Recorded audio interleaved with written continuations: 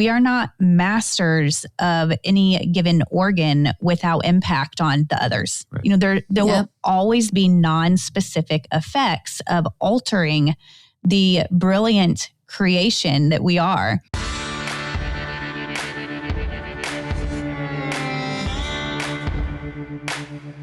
Welcome to the Boom Clap podcast where culture and conviction collide. I'm your host, Rita Rogers, and today we have on with us Leah Wilson and her husband, Nick Wilson. I guess maybe I should have said the guy's name first, but I'm familiar with Leah. She's been on here, and you guys who've been listening for a long time are familiar too. She's been on the podcast 2 times previously. One time we talked about Stand for Health Freedom and what she does there, her work. That was a great episode. We'll link that in the show notes if you want to go back. And the second time we talked about the importance of elections and voting. And this time we are talking about a book that they have out, Reclaim Vitality, which I read through most of it just over the last couple of days. And it's a great book. It's well put together. You guys are going to be interested to hear about that. I'm going to let them describe themselves a little bit here and introduce. But before we do that, just remember to go subscribe wherever you listen, whether it's Spotify or YouTube or Apple, and then leave a written review on Apple. It really helps push our podcast out to new listeners. So, Nick, Leah, I'm so happy to have you on with us today. First, I would like for you just to tell everybody a little bit about your work and what led you to write the book. I was looking on your landing page and website before I came on, and I love how you described, I was telling you before we started, I love how you describe your marriage and what you do and how you use it to help others. It just starts off by saying you're a marriage team built on faith, purpose, and health freedom. And you guys do that really well. So you just tell everybody a little bit about yourselves. Absolutely. Yeah, no, it's great to be here. Thanks, Rita. It's always fun to have these important conversations together. And you do such an amazing job of bringing conversations that might not otherwise happen to your audience. And so we are excited to talk about some of the missing pieces in this health conversation. And Nick and I, we have very distinct backgrounds. I started out in law and complex litigation, but we've always had our family's natural health center. And so that was kind of a unifying effort for us since the beginning, for the past 15 years. But over the last few years, I would say 2018 or so, it was really impressed upon us to bring the message of health to a broader audience. And we, I guess I've already told your audience our story about how we started Stand for Health Freedom, but just for reference of coming together and bringing our work together, I was practicing law when our foster license was removed by the state of Indiana for not fully vaccinating our biological kids. So it wasn't a foster kid that we were trying to make medical decisions for. It was our biological children. And we had had foster children in our home before, and we were well respected by our agency and by everyone who we had worked with in foster care. And so it was a big red flag to say, all right, you all are no longer eligible to foster. And these kids, it's okay that they're sleeping on the floor at the Department of Child Services rather than safe and loving homes based on vaccine status, not based on having a sick child in the home or based on extenuating circumstances or incapacities, but literally based on vaccine status. And so Nick and I looked at each other at that point in time and said, this is too big to fight, but too big to walk away from. Where do we go from here? And we knew that shining a light on common sense health policies would crowd out the nonsense. That when enough people knew the truth about public health and what's effective and what doesn't make sense and what just serves the industry, that we would start to see changes in our state houses and our towns and counties, and ultimately trickle up from there to HHS and to the administration and Congress. And now look where we are today, just a few short years later. The conversations that are happening are wildly different than they were in 2018, 2019, when we started bringing the conversation of health and freedom to a larger audience. Yeah. And I mean, most people don't realize Leah and I were high school sweethearts. So, that's great. Even like we joke about that. Like we actually started dating in 8th grade. So it's like you're not even Not even high school sweethearts, middle school sweethearts. But anyway, so she went on to be an attorney by trade. And I initially got really exposure to this way of thinking and living because of my own health struggles. It really started after a drug called Accutane that I took for acne and caused severe liver problems, severe digestive problems that were later diagnosed as irritable or inflammatory bowel disease. And I was running to the bathroom 10 to 15 times a day, sometimes with blood in the stool. And it was my own personal health journey that really caused me to say, hey, there are people in this world who never woke up to this because they had no exposure. And it was because I was introduced to a doctor who said, hey, the body's designed to heal. You can heal. And it was that message that was inspiring to me and caused me to go down this journey. And, fast forward, over 2 decades later, and our world's really collided with what Leah was talking about with fostering and getting our foster license removed. But really seeing this little boy, one of the foster kids in our home, come alive again. Like in our care, we were just supplying everything we were doing with our clinic. And this little boy had severe problems. He was so inflamed. His skin was so taut that it looked like if you were to poke him with a needle, it'd pop like a balloon popping. And he was diagnosed with diabetes and glaucoma and just this, really bad case. And, just an immersion experience in our home. And we're just loving on him. I was adjusting him. He was eating our foods. He was going on hikes with us. And this little boy went from this really sick kid and really inflamed and really emotionally disconnected to this loving kid who, would run up to me when I'd get home at night and jump into my arms, where before he was so resistant because he had abused by men in his life. And just seeing this little boy his life completely turn around really caused us to come together and say, hey, the world needs this. Mm-hmm. And not just from a policy standpoint, but from also from the grassroots, ground up level, to really reclaim your own health in your own home and your own household. Yeah. Did you say it was a doctor originally that kind of flagged you like, hey, you can heal? Yeah, well, it was actually his patient. His patient was like, we were sitting at dinner one night, and it was, I was describing all my health issues, and he was like, hey, just so you know, your story stinks. It's just really bad, because I was describing all these issues, and I was probably going to have to live with this for the rest of my life, and everything I was told. And he was like, no, you need to be introduced to my doctor. My doctor believes the body can heal. My doctor teaches people about the nervous system, and that your body doesn't need any help. It just needs no interference. And so he teaches his patients how to remove interference and how to do that. And he's like, you got to connect with them. So I did. I got on the phone with this guy. He is a doctor in Dallas, Texas, and got on the phone with him. And he really acted as a guide and redirected really everything for me from that point moving forward. That's amazing. Okay. So in my mind, it was like you were going to this like normal, like allopathic doctor, and they just kind of like, no, you can heal. And so, yeah, I'm glad I linked that up there. Yeah. Okay. Also, Leah, you had mentioned, the trickle up to HHS. And so not to derail from Reclaim Vitality, we will definitely get into that. But I do want to mention there's been a lot of changes over the last few weeks even, and you are involved. I think both of you are, from the standpoint of governmental intervention in kind of changing direction.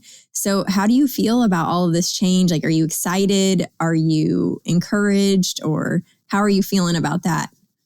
Yeah, it feels surreal. I mean, it absolutely is an exciting time. That foundational changes that are happening. I mean, we can't help but be expectant and happy and curious about what does this mean? For so long, everyone has blamed the CDC. Well, just trust the CDC. Just do what the CDC says. And we spent years and years exposing that.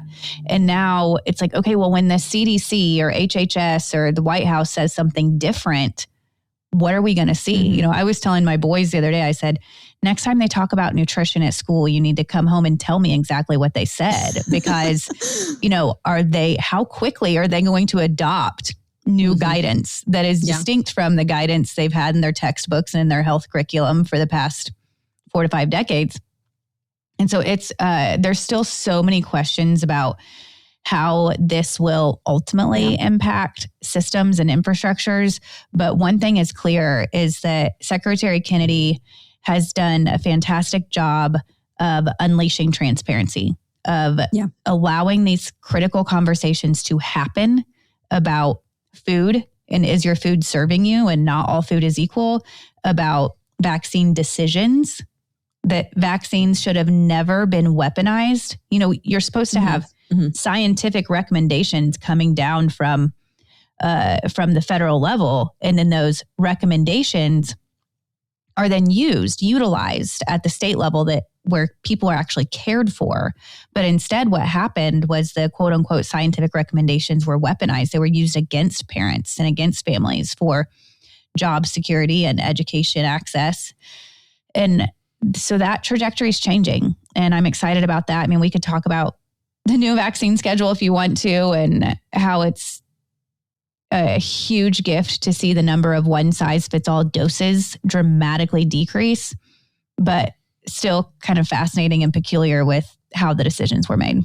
Yeah, it's going to be interesting to see how it plays out. I've been really happy to see what Secretary Kennedy's doing. I'm very happy to see that. But at the same time, our medical system, who, like you said, for so long is just like, whatever the CDC says, whatever the experts say, that's what we do. And now they're all of a sudden like, well, not these experts, not these people at the CDC. And so the medical system is very divorced from any kind of anything that diverges from what they have seen as the norm.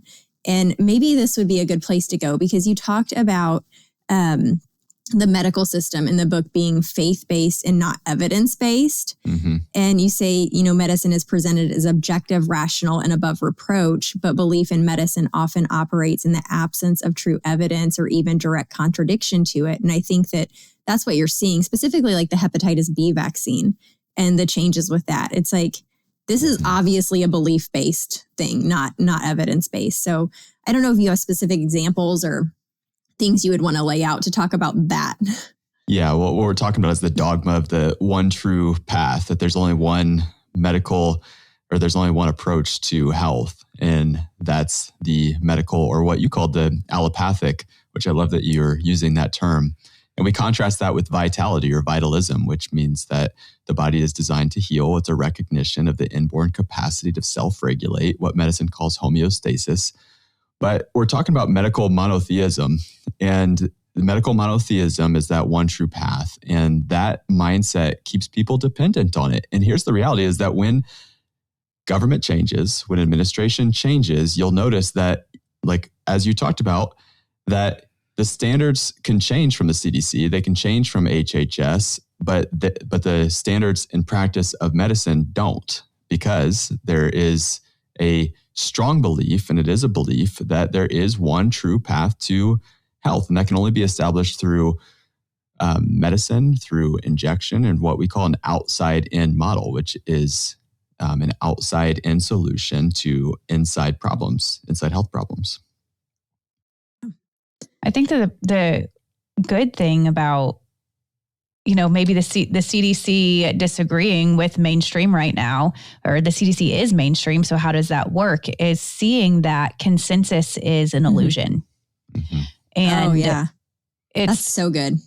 And people need to recognize that there are cost-benefit analysis to be done, because there's not a single approach. And that's why we wrote the book, is because we have a desire for people to have an alarm bell go off if they are told that there's only one way or that there's no hope.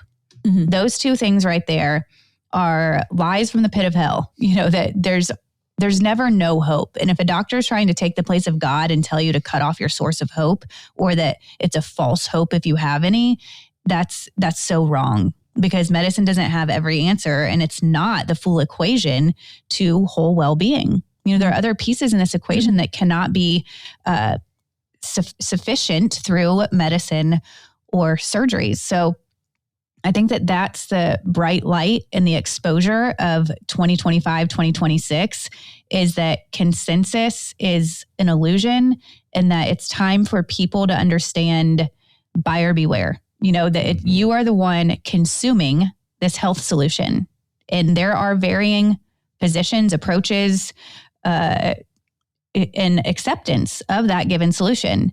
And you are the one consuming the food on your plate.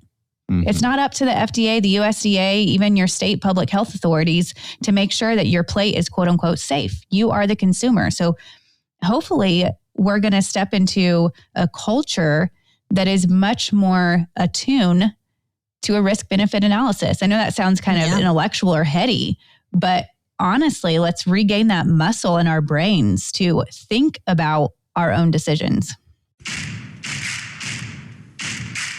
Llama Naturals is our family's favorite multivitamin for our kids, and you can save 20% at llamaNaturals.com with code Rita. Getting kids, even the ones that are great eaters, to eat enough fruits and veggies can be a challenge. Llama Naturals makes this easy with 13 essential nutrients sourced from real fruits and veggies so you can fill in the gaps without the struggle. There are 3 big reasons that I chose this vitamin and I like it for my kids. 1, it's made with organic fruits and veggies. It's food-based, not a synthetic vitamin. The second reason, there's no added sugar and additionally no added sweeteners. There's nothing artificial. And this is really hard to find. A lot of multivitamins tout that there's no added sugar, but you find on the back there's stevia or monk fruit. The other reason I like this vitamin is my kids like it. They think it tastes great. And it's just chewy goodness, but minus that gummy candy texture that sticks to their teeth. So these are all great things. They're also third-party tested for metals, microbes, and potency by independent labs, so you can know that it's clean, safe, and effective. And really safe and effective, not in the 2020 way, not the 2020 version of safe and effective. It's also allergen friendly. And in addition to their great multivitamin for kids, they have pre and probiotics, elderberry immunity gummies, and adult products as well. So you can go to llamaNaturals.com and use the code Rita to save 20% on your order. Well, I think that's been kind of my frustration on both sides when we have the vaccine conversation, is just like, there needs to be a risk-benefit analysis. That's what doesn't happen. That's the conversation that's left out. And I don't know, back to the faith, medicine is kind of a faith-based arena, not just evidence-based. You had said over time, medicine has positioned itself not merely as science, but a belief system that tolerates no competing perspectives. And I was just like, amen, this is so true. And I was so happy to see this in your book, because so many of the conversations that people are having surrounding vaccines or just natural wellness in general, they talk about the financial aspect, and that's constantly what they hammer on. I remember listening to a Joe Rogan episode when he had Suzanne Humphries on, and he was just like, this is all about money. And I'm like, no, actually it's not. I mean, money is a part of it when it comes to the pharmaceutical industry, but at the doctor level, it's truly a belief system. It's not necessarily financially driven. It's what they believe. Right. Well, I mean, look at that as a perfect example with cholesterol lowering drugs. A lot of doctors really believe that statins will save your life. And it's not like they're getting a kickback for that.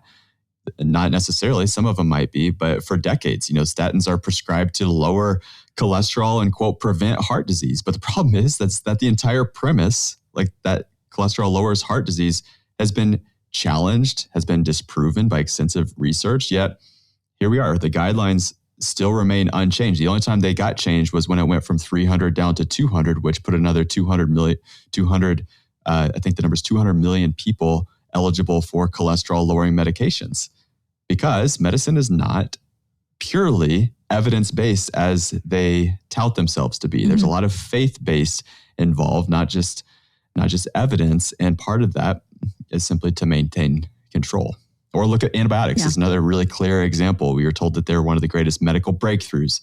And now we have decades of overprescription, and now we have antibiotic resistance. It destroys your gut lining and creates new diseases in the process. And so we have this issue here that isn't really talked about, which is this whole thing of, we are evidence-based. We have white coat, we are buttoned up in this sterile condition. And yet here we are. There's a whole lot of faith involved in this process. Yeah. And so, okay, this is something I'm thinking about now, and I haven't really ever thought of it this way, and I don't like the term like victim or anything, but do you think that there's a level of doctors are somehow like preyed upon by this industry and they don't even realize it? Like the insurance company, for example, you're talking about cholesterol lowering your medications. Well, somebody comes in, they have an MI or a heart attack, and there's this evidence-based practice that is pushed upon them, and the insurance company requires you to do these best practices before a patient is discharged. And for example, like you would need to be on a beta blocker, which lowers your heart rate and your blood pressure. You need to be on possibly another medication for heart rate or blood pressure, and then a statin. And if you're not putting a patient on these things, you need to tell them why. You need to like make the insurance company understand that you're not practicing against the best practices, I guess, that are put into place, or evidence-based practice. And so in some ways, I feel like doctors think that they are thinking for themselves and, doing all these things that are quote unquote best for the patient, but it's just put upon them, and there's not really a lot of thought process that goes into it. And they're kind of also like a secondary victim to this, I don't know, corporate kind of medicine. Does this make sense? Are you following my line of thought? Industry preys on vulnerabilities in human nature. That's what I think is really happening. So good. There. Yes. And doctors, just like all of us, are susceptible to that. And we have egos involved. We have our empathy that sometimes is hijacked. We have our beliefs that become dogmatic, and just look at the practice of medicine and medical training.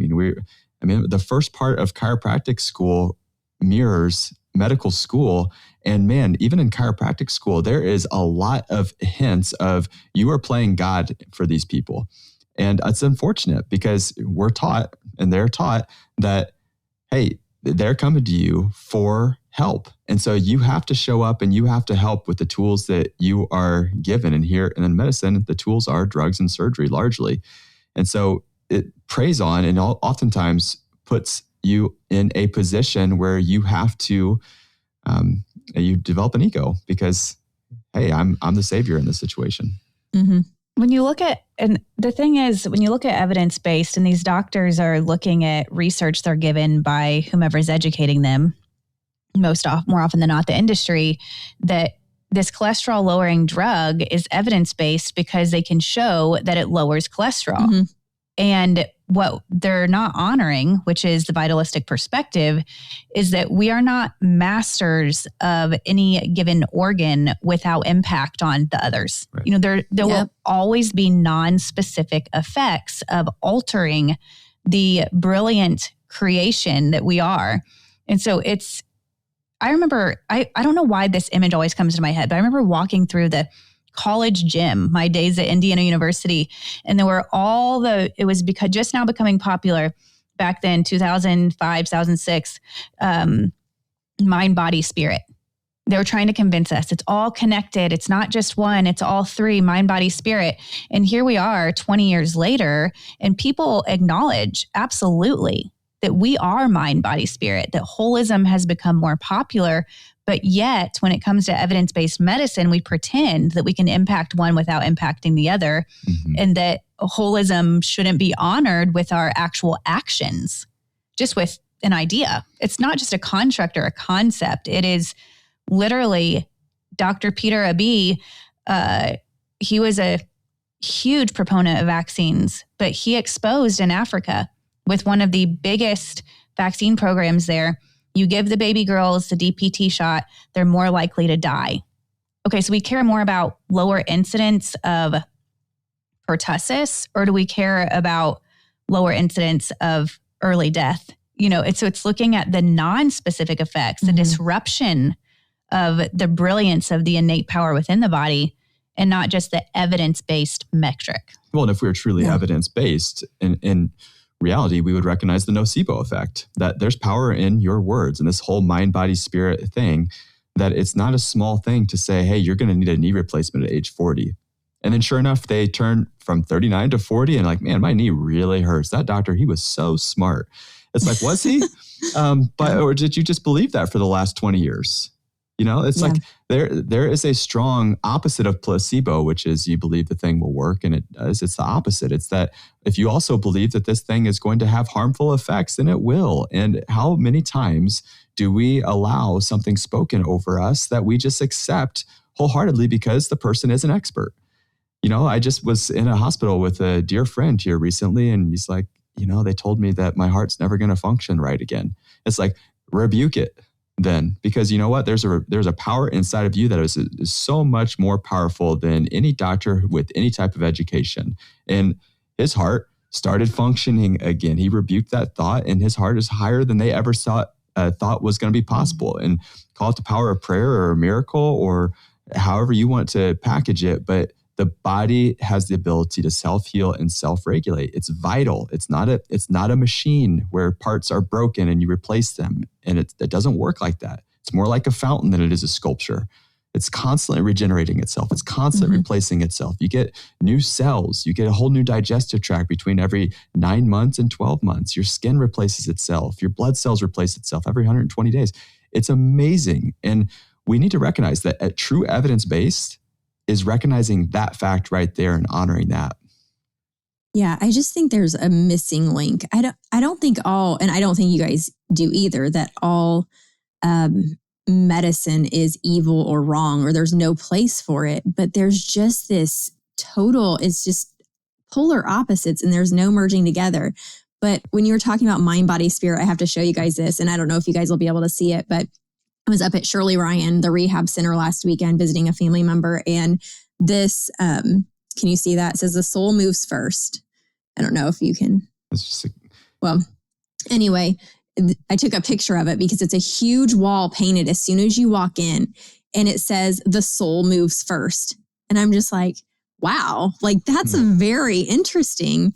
But that huge painting is kind of opposed to what you actually see, applied. Like there's not a lot of application to anything spiritual or that we even have a soul, within the medical system. And so I just find that really interesting. I don't know. Well, and so that's exactly why when we wrote the book and we put the subtitle of it's a guide to exit conventional medicine and live naturally. And we really wrestled with, is it exit medicine? Is it exit capital M medicine? Is it exit traditional medicine? Like, what is the exit? Because in the past decade, we've helped over 10,000 people exit this system that is largely a medical industrial complex. It's like, how do we describe this quickly and easily? And people hear our hearts and also realize that there is a place for medicine in an emergency situation and crisis care and somebody who's chronically ill. We go in depth into where these places really fit and where it thrives. But largely, there's a mass exodus that has started to happen since the pandemic, the COVID awakening, as we call it, because people recognize they don't want more drugs. They don't want more of that. And they can easily say, I don't want more drugs, more coercion. I don't want the forced shot. And I don't want somebody to make me feel bad when I say no to their drugs. But they have a difficult time describing what they do want. They can say, I don't want that, but that's kind of where it stops. And we try to paint that picture of a vision and where you go next. What are the stepwise processes of what you actually do next? And what are you trying to accomplish with your health and your healthcare? And I think that's a missing component. And I want to say that there's a lot of great doctors, great nurses. We have them in our families. Bad system. That's the problem. It's great intentions, perhaps. Not always, but great intentions, perhaps. Bad system. That is not a system of health restoration. It is a system of disease management, of symptom management, and oftentimes putting a patch over something that really needed a deeper look and deeper help and deeper support. Yeah. I don't know. When I worked in the ICU for years, that was one of the things that always kept me. Like, I'm more holistic minded, do things a little differently for myself, but it was like that emergency situation. These people are so sick at this point, like they can't just like go through a holistic, thing to get them better. They need to be here right now. And I think a lot of the people who like me are holistic minded would just tell me during COVID, just go work for a natural wellness place. And I'm like, well, I think we need both. And I think we need to be educating people and getting ourselves to a point where we're not so reliant on this system. But Yeah. So, well, and we take that ICU experience, that emergency experience, which is absolutely necessary. It's where we thrive. We're the best of the best in the world at that right there. Yep. And we take that though, and then we apply it across the board and call it healthcare. It really should be separated. There's crisis care. There's crisis management. There is this extreme scenario where, man, we need them right now. And it might be that person needs them right now because of a decade or 2 or 3 of neglect. That does happen. We know that. We've all seen that. Or it could be because of a emergent event, something like a car accident that just happened that caused them to be there. But as soon as possible, when you're in that situation, you want to start unwinding all of that and start getting your life back on track. But the more that we apply that crisis model to restoration of the home, restoration of the body, the more likely you're going to stay in that crisis mode, or it's going to come back. And we liken it to the home builders versus the those who are there to, like, the firemen to put out the fire. So when you have a house fire, you need the firemen. They come with their fire trucks and they make a lot of noise. They sometimes pull off into your yard and you have to, patch that up afterwards, and they soak the house and they try to keep as much as they possibly can, but they need to put out the fire fast. And that's great because that's an emergency and we need the fire out. But you don't call the firemen back to reconstruct the home. They're going to come in with their axes and their tools and their fire hoses, and they're going to tear up your yard again. You call the people for home restoration. And there should be really a separate thing with separate tools. Yeah, that's a really good illustration for that. Yep. Okay, so let's get into some more specific areas. So one thing you guys talked about in the book was that chronic illness isn't just a random act of fate, and that a lot of Christians describe disease as just a part of living in a fallen world. And you're like, not necessarily. We have a lot of things that contribute that we can change and that we absolutely have autonomy over fixing. And I agree with that, but also those things are part of a fallen world, right? So it depends on how broad you go with the fallen world. But I guess where do you draw the line between, because I think that there's the rational approach. Yes, not all disease is just, put upon you and it's part of living in a fallen world and you have no say in it. But also there's Christians out there who basically say, if you just do everything right, you will not be diseased. Disease is, sin nature. And so where do you guys draw that line and how do you describe that to people? Yeah, I think that the interesting thing is, so you're kind of describing prosperity gospel, that if you're good, you don't sin, then you will never fall sick and you will never want for money, right? And I think that as a human experience, it's not about absence of struggle. And anyone who's lived the Christian life for longer than a few months will know that God doesn't promise you'll never walk through fire. He promises he will be with you in the fire. And we have human expression of need and vulnerability. And it's what is our response to that? Were we destined and meant to be sick and stay sick and die sick? I don't think that that's what's described in truth. In the Bible, when we live and we will see the goodness of God in the land of the living. And he has health and abundance for us, but that doesn't mean that we'll never have struggle. I think, obviously, I don't know if anyone embraces like being labeled prosperity gospel, but that's not the message of a vitalist. The message of a vitalist is embracing the virtues that shape your response to something. For example, talking about walking into an emergency room and that triage experience, someone can look at you and give you an objective reading of the current status of your organ function. And you can say, all right, we have a problem here, but that doesn't mean you have to embrace the next thing. And that's the prognosis. That's the foretelling of man saying, because your heart is not functioning right now, it never will. Or because your levels are elevated right now, it means you're doomed to a life living with lupus, or you're doomed. And so it's taking those objective measures of an indication that something is off and then projecting it out to foreshadowing the future. And I know that the plans that God has for us are not plans to harm us. They are not plans to keep us stuck or plans to watch us drown after he's given us the recipe to live, but that we will come through this and these things will be used for us ultimately. And I think that that's where we wrestle. That's where the art of surrender and wrestling, of applying our faith and our hope to our human physical experience. That's right. I mean, that's Jeremiah 29:11 there. And this is the whole fallen world thing. Leah's grandfather was the founding pastor of the church. And so we've been in the church, since I was like 15 or 16 years old. She's been there her whole life. The fallen world phrase is often used as a scapegoat. And what I mean by that, it's typically a scapegoat to justify some type of intervention. Because we live in a fallen world, because we have fallen with sin, is that we're going to have to accept this next pharmaceutical intervention without question. But that belief is built on a flawed belief that the body is destined for dysfunction and drugs are your only answer. That's not the truth. And what kills me is when somebody is sick on Sunday and we pray for them on Sunday and there's no instruction on how to live on Monday, and the church world looks very similar to the rest of the world when it comes to health statistics.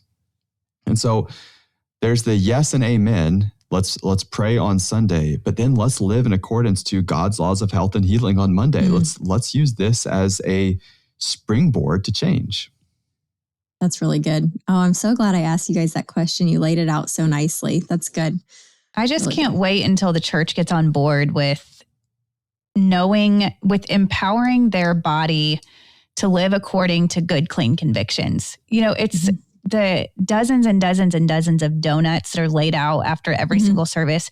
Do you think anyone in your congregation had a goal to eat healthier this year? And you're just providing this processed crap out here to toxify our temple. I cannot wait until the day that it's popular in the Christian church to care about how we take care of our temple.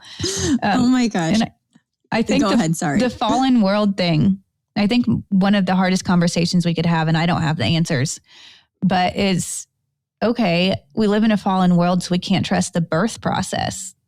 That women sinned and we're doomed when it comes to birth. And so now it's a medical process that we take out of God's hands. And I think that that's probably the example that if we can wrestle with that and really get clear on it, it'll take us pretty far. Yeah. I'm cracking up at your donuts in church thing. That was not that specifically, but a soapbox I was on years ago. It was just like, gluttony is the one sin that we massively overlook in the church. It's just like not even talked about. And, our church doesn't have like we're a very small church. So we don't have the like breakfast bar situation like a lot of places, but they do have like, packaged cocoa out. And my kids, like my daughter's like, can we have some cocoa? And I'm like, no, you don't need that today. I'll make you some when you get home. And it's just constantly, battling against that. And actually, our pastor gives out, they have like a children's sermon and they give out. And so this is just an example for the listeners. Like you can take matters into your own hands with your kids a little bit. Our pastor gives out Smarties a lot of times after, Jesus is a sweet thing and gives out Smarties. And so my 2-year-old's going up there. Well, I just bought a package of That's It bars. And I'm like, anybody can have these. It's not just for my child, but this is what my child's getting. He's going to get a That's It bar. That way he can still get a treat with everybody else. And he's totally happy about it. He's getting something that's not it's processed in the sense that the fruit is ground up, but it's not a candy. And so you can take matters in your own hands a little bit there, but that redirects the message of Jesus. It's still Jesus is sweet, but Jesus isn't toxic. Jesus doesn't come with side effects. I guess there are in a positive way, but well, the whole idea of gluttony, it kills me because the church, it's like, well, let's be shining examples of vibrancy and what it looks like to live a righteous life and clean living. And that's one of the reasons why in the book we talk about this as one of the 7 virtues of a vitalist is food temperance. And that includes fasting. And that includes having times where you go without food and then reintroducing food and what that looks like. And that develops call it a skill of food temperance, but it's really out of a virtue that this matters. Stewarding my physical body matters because I steward it as a temple. And it has to come from that because otherwise it's just another fad. It's just another thing that you do between January 1 and January 14 and then kind of forget about it the rest of the year. If you're on the hunt for the best non-toxic products to use in your home and on your family, look no further than Row Casa Organics. They have products for your household, for body care, sleep, teas, hormone products, wellness products, allergies, skincare, you name it. It's a one-stop shop that is non-toxic and you can trust. You can use the code BOOMCLAP to save 20% on your first order. Row Casa is on a mission to provide clean, non-toxic, high-quality, and completely natural, effective products. They're constantly pursuing the best ingredients found in nature, along with working alongside organic chemists and third-party testers to ensure maximum potency, efficacy, and quality with every ingredient in every product. If you haven't tried Row Casa yet, go to rowcasaorganics.com and use the code BOOMCLAP to save 20% on your first order. Okay, germ versus terrain. This is another one I want to, and we might disagree on this one a little bit. I don't know, but I would love to hear where you guys are at on that. Well, in the book, we talk about the idea that it's not only germ or host or terrain. And so we go into depth on how germs can actually be for you. Exposures to viruses are designed to give you a genetic upgrade. If we remove all exposures all the time and create sterile environments, how it actually makes us sicker. And the example of that is the city kids versus the farm kids who are raised on farms and roll in the mud and take care of the pigs, versus the kids who grow up in a sterile environment where there's aerosols and everything is wiped clean with Lysol. Who's healthier, who has stronger immune system, who has less asthma, who has less allergies. And it is all the farm kids, not the city kids. And so the idea that we saw through COVID of, hey, we're going to sterilize everything. We're going to try to mask and try to, in the name of protection and safety, we're going to create the perfect environment where germs can't thrive. Well, what happened? Germs thrived. Microorganisms thrived. Viruses, call it spread, if you will. And what did we also see? That those who had naturally acquired immunity, and also those that you see in naturally acquired immune infection when it comes to childhood illness, is that they are protected over the course of their life from certain types of cancers, from certain types of other viruses. And so we have to take a step back and question maybe the way that we've viewed all of these things, including sickness, is wrong. What if sniffles, and what if a running nose, and what if a fever isn't such a bad thing? What if that's the body's doing the right thing? And largely, I think medicine agrees with this because it's in Guyton's Physiology. It talks about the fever having a purpose and how naturally a natural immunity and innate immunity. This is all in Guyton's Physiology, 14th edition, where the medical doctors use. So I know this is part of training. But then what is the application of that? Is it to give an antipyretic and reduce the fever? Is it to try to hush every symptom of the flu? Or is it to support and let the body do what it's supposed to do? And some of these things, these symptoms, aren't the body doing a bad thing. Sometimes it's purging, cleansing, and detoxifying. Mm-hmm. Yeah. I think, I don't know, I just struggle with the natural wellness community almost. Like if I talk about this at all on social media, people come after me. They're like, viruses aren't even real. Like germs don't do anything. And so I just wanted to hear how you guys thought about it, because I really struggle with, I'm on both sides of the fence. Like I've said this multiple times on the podcast that it was 2020 when I realized when people said terrain theory, a large percentage of them mean that they don't believe there's any germ theory at all. And I was trying to think of an illustration that best describes how I feel about it. And so I'm just going to put this out there and be like, you can be like, that's totally bogus or okay.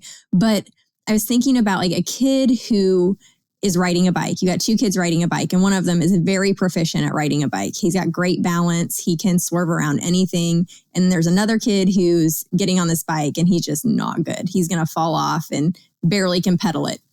And they come up to like a dog running out in front of them in the road. And one kid swerves and he misses and keeps riding, just sails on by. And the other kid like hits the dog, flies over the handlebars. And so in this sense, the kid is, in his ability to ride a bike, is the terrain, and the dog is the germ. And so I feel like obviously there is a germ, there is insults that happen, and your terrain doesn't matter in the absence of an insult. Like there has to be, does that make sense? So when people tell me there's no such thing as a germ, I just don't understand that, because I'm like, if there's no insult, your terrain doesn't matter in the first place. Yeah, the dog was real. I mean, the dog was there. Yeah. I think a lot of times we automatically blame viruses and touching surfaces and what's being quote unquote spread. And there are other factors. For example, with zymotic theory, there's a lot of examples of toxicity being elevated. And then let's just say a kindergarten classroom where once a month they come in and bleach every single surface that the kindergartners are going to touch. So they came in, they bleached everything. The next day, half the class comes down with a cough and runny nose. It's not because it was a germ. It's because, yes, it was an insult, but it could have been a toxicant and not a virus or a germ. And the same thing with, if you look at trampoline parks, they're like, look, Leah, kids go to trampoline parks in the winter and they get the flu within a few days. Of course, it's germs. Of course, they're germs. Not all the kids do. So then it's trained because some of the kids host with stronger. But have you contemplated what they're pumping through the air in those trampoline parks, what they're cleaning with, what all the plastics and the foam and the fillers and the PFAS, and, they are overloaded with toxins when they're in that type of an indoor environment. And so, of course, a lot of them come home and express health because their bodies need to detox. They need to get rid of whatever was assimilated into their own ecosystem. And so I think that Nick might have a better opinion. I'm no expert I've never been big on like a virus does not exist, but I think there is definitely recognition that the industry and public health weaponizes the idea of viruses when there's whole books written on technology changing before the Spanish flu, or technology changing before COVID, or technology changing before. So that those tech interferences in the energetic world with radiation could also be a factor, not just the bleach, not just the germ. And so I think that that's where this is more complex than we know. But the thing that we can rest on is that our body is always doing the right thing at the right time. Whatever it's detoxing from, whatever it's responding to, we could spend a lot of time debating that. But as humans, we have to get purges and genetic upgrades in order to retain our resilience. Your body wants to live. Like that's fighting for you. The thing. It is fighting for you. Somebody that I had on years ago, and during COVID, I talked to a lot, Tommy John. He was a chiropractor, and he would always say, your body, like that's its default, is to heal. And that really made sense to me coming from a cardiac background. When you look at people having heart attacks, that's because of the plaque and the buildup in your arteries. And that's not there by accident. That's there as an inflammatory process that your body's used to try to help you live. It's just not, And so your body is trying to help you at all times. It's trying to help you, and it will use whatever, even if it's an insult, even if there was an insult, it will use it to then genetically upgrade to protect against the next one. And that's what a lot of the symptoms that we do see, and we don't always know physiological function. Viruses are very hard to study. And this is why there's so much confusion out there, is because they don't live outside of the host. They're not living, like they don't just jump on you like fleas. This is what we do know. They don't jump on you like fleas. They don't jump like from me to Leah to you. That's not how they work. That is not how it works.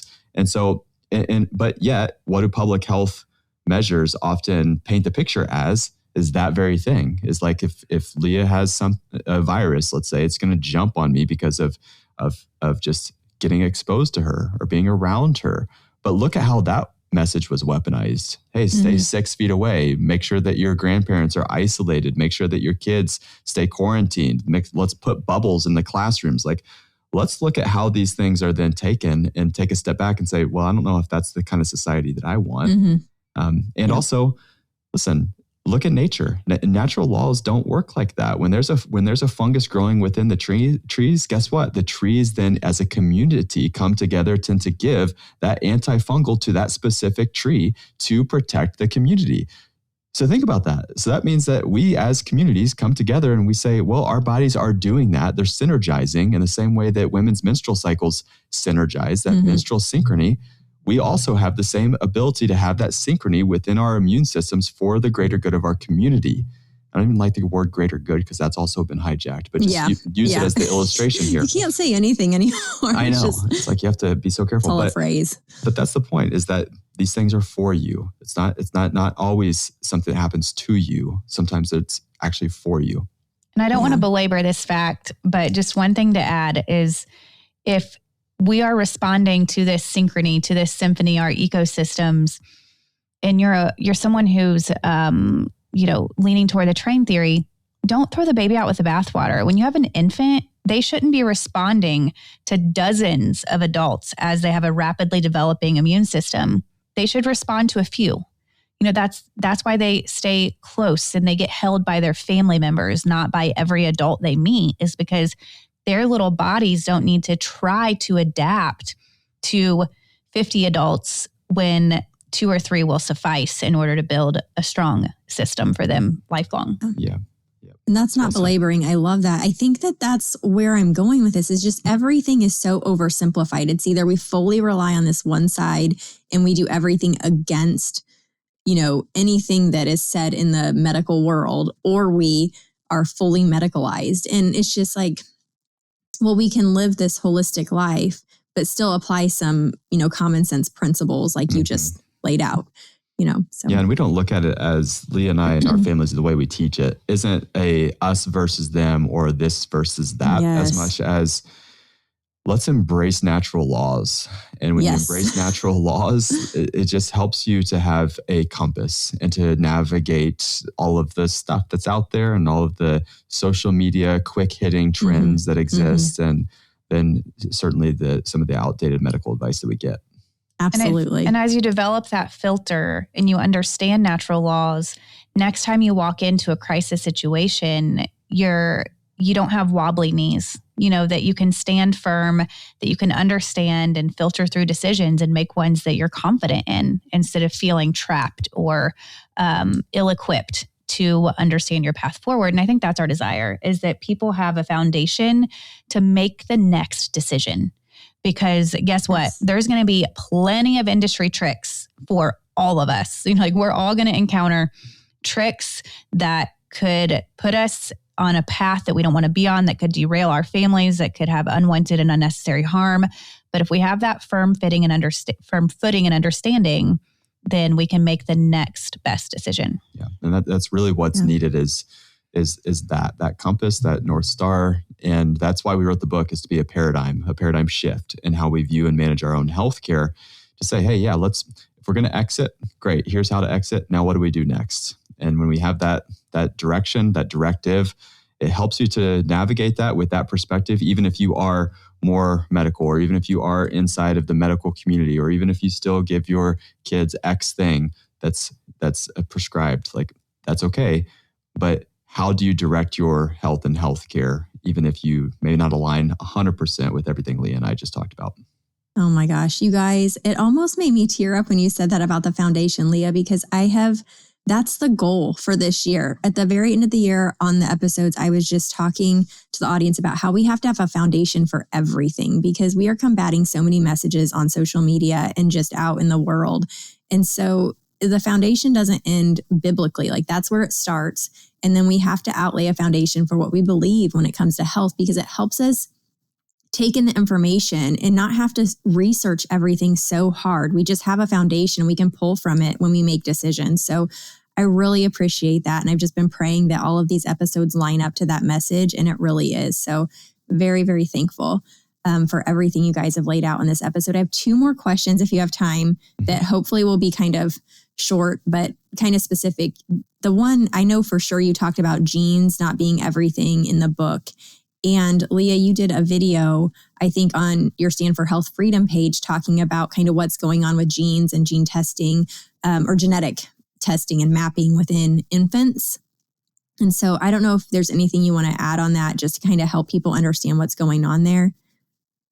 Yeah. Well, I mean, gosh, short question. I don't know, but maybe not. Maybe not. I didn't know if there was just like a quick, Well, if we understand that genes are not our destiny, then that's one of those foundational beliefs where we can hedge against the next trick, because personalized medicine is going in a direction that will claim to solve the outcry against one size fits all, but then still label us as broken and claim to fix the perfect design that is within you by permanently altering it.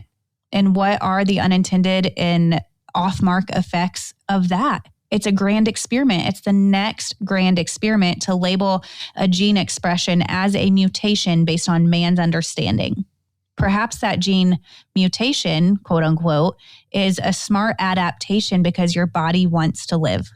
Because whatever your mother, grandmother, great-grandmother were exposed to, even if it's a novel gene mutation, it's a response.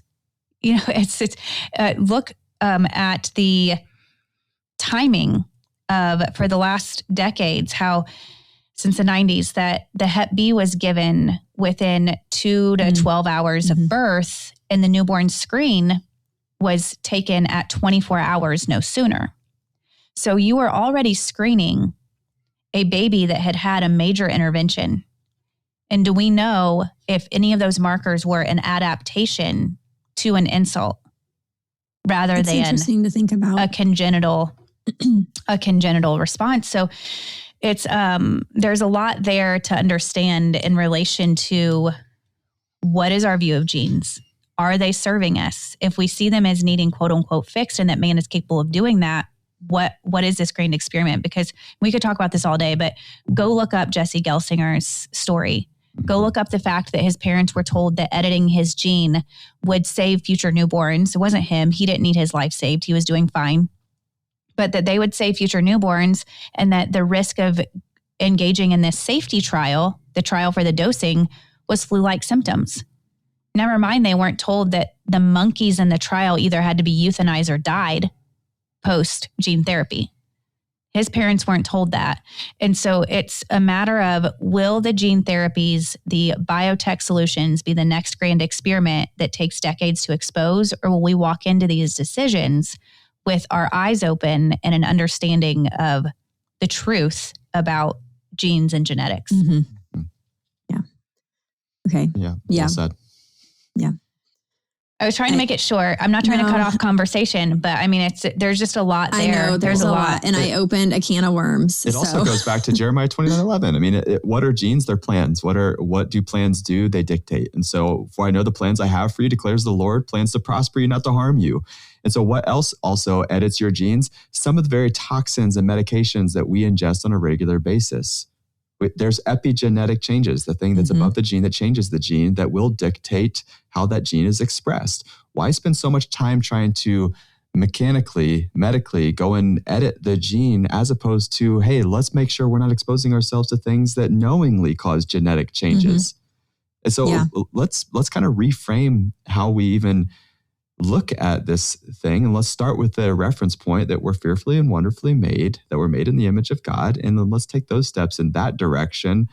And instead of trying to create this transhuman or this new type of gene software, or maybe implant new technology into the body, like that, typically, if you look at any of the futuristic movies that do that, none of them end well. Yeah. Yeah. Well, I think a lot of people when you talk about transhumanism, which we've talked about and a lot on this podcast, not this episode in particular, but in general, a lot of people go far out to like robots. And it's like, no, it really starts with medicine. It starts early on in very sneaky ways. So That's right. Okay. The last question, Nick, I saw a reel where you were talking about GLP-1s and peptides. And quite honestly, I don't know a lot about peptides. It's not something, I mean, I'm being marketed them constantly by Target Marketing because I'm 42, not 40, 42. Like just like stalling myself back at 40. I'm just not going to get older than that. But anyway, I have been marketed them, but I don't know a lot about them. And you brought up the fact that these aren't just these all natural things. And so I don't know if you could just give us a little bit of your rundown on what you think about the GLP-1s and peptides, because I think they're very popular, or I know they're very popular, even in kind of natural circles. So yeah, there's a continuum of natural versus synthetic, right? So this whole continuum is like when you go to the extreme with this space with GLP-1s and peptides, GLP-1s are not obviously natural. I don't think anyone sees them as natural. No. But that's very synthetic, taken from its natural existence. But even peptides, and this is where like you hear people, especially on social media and those who have adopted peptides as part of their framework for health. You even see natural health care clinics injecting or prescribing peptides in the name of health, in the name of longevity, maybe even.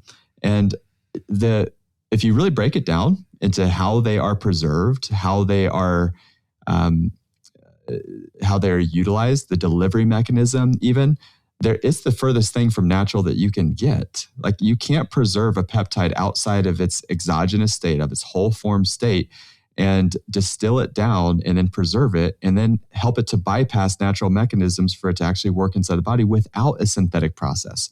So you got to ask these hard questions of how are you preserving this? If it's a peptide, number one, what is a peptide? It's a chain of amino acids that are bonded together. Okay, then how do you isolate that down? How do you preserve it? And how do you deliver it in a way that the body is going to then use it? That's not a natural process to do that. There's a lot of questions that are not being answered in the world of peptides. And it's not that they're innately the worst thing out there for you, but when have we ever just taken that approach with health and healthcare? Well, it's not the worst thing.